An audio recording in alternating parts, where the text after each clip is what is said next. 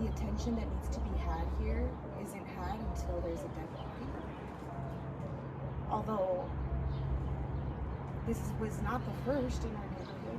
It's not the first fire, and it's not the first death. It's not the first arson. It's not the first murder. As someone who's highly involved in what's happening in our city, our community, and in my barrio, I know the difference between what's happening here in my neighborhood and what's happening over there across I-10. There's a big, big, stark difference. And when we start to ask the questions, because, you know, I was homeless in the 90s. A lot of us struggled after NAFTA. El Paso, the economic backbone of El Paso was broken then. So I've lived on the streets, and I know what it's like.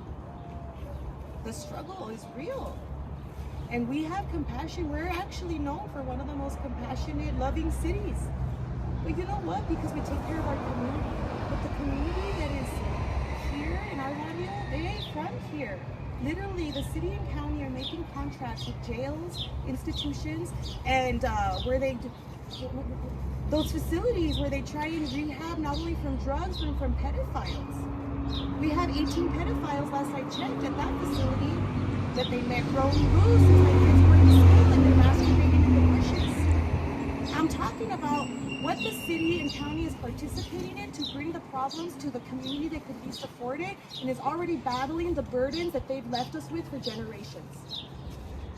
We mourn any death that happens in our community, but that blood is not on our hands.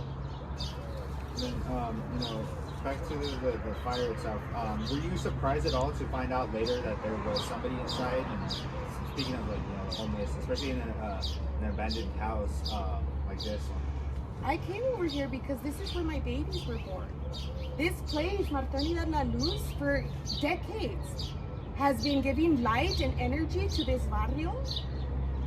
And now that it's shut down, less than a year later, things start catching a blaze. I went here a few days after the fire to see what's going on. And I saw Tecatos back there shooting up. I saw them back there with their fires around, keeping warm. But you know, this is dangerous. And I told them, this is a space of light. Do not bring in the darkness here. Then, you know, as far as, you know, other fires, you know, you've been saying that happened over here. Do you think more needs to be done with the city, you know, the fire department, maybe? Yes, we've been holding them accountable. 2 years ago when we had the biggest fire in El Paso's history happened in our backyard. One of our representatives put together a task force, the Chamizal Environmental Health Task Force.